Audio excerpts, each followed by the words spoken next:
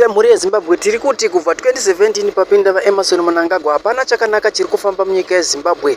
Hapana ari kuti ari kugutsikana nezviri kuitika munyika. Naizvozvo pane gurupu remaveterans iro rinonzi COSVA padandemutande pavo paX vanyora vakati ivo real situation in our hospitals versus SADC Preparatory.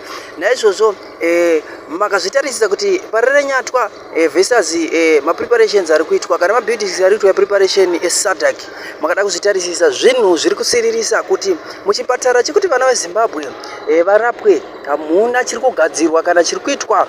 Totarisa zvekare kuti zveSADC zvemapresidents evamwe kusapota umbavha ndizvo zviri kupreparewa ende zviri kuiswa zvinhu zvitsva zvega zvega. Naizvozvo mukatarisa kwakaiswa maroads surface, vakanotenga mapalm tree kwavakatengwa, vakamuvakirwa vakaita versus kugomo versus mahospitals ese ari munyika yeZimbabwe. Zvinhu zviri kusiririsa. Nyazvozvo rega tiendere mberi tichiverenga tichiti vanoti besides these legacy of corruption and poor governance, the man is obsessed with misplaced priorities and misappropriation of funds. Civil servants and pensioners are suffering in the hands of Emmerson Mnangagwa. Naizvozvo hapana chavataura chekunyepa, zvavataura ndo zvechokwadi.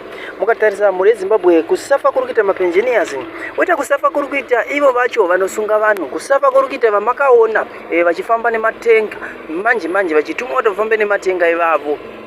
Vari kusafa. Hapana munhu ari kuti upenyu hwake huri kuenda zvakanaka unless kana ari linked kucorruption iri kuitwa navaEmmerson Mnangagwa. So not thank you for watching this video, and next time mhuri yeZimbabwe tinokutendai.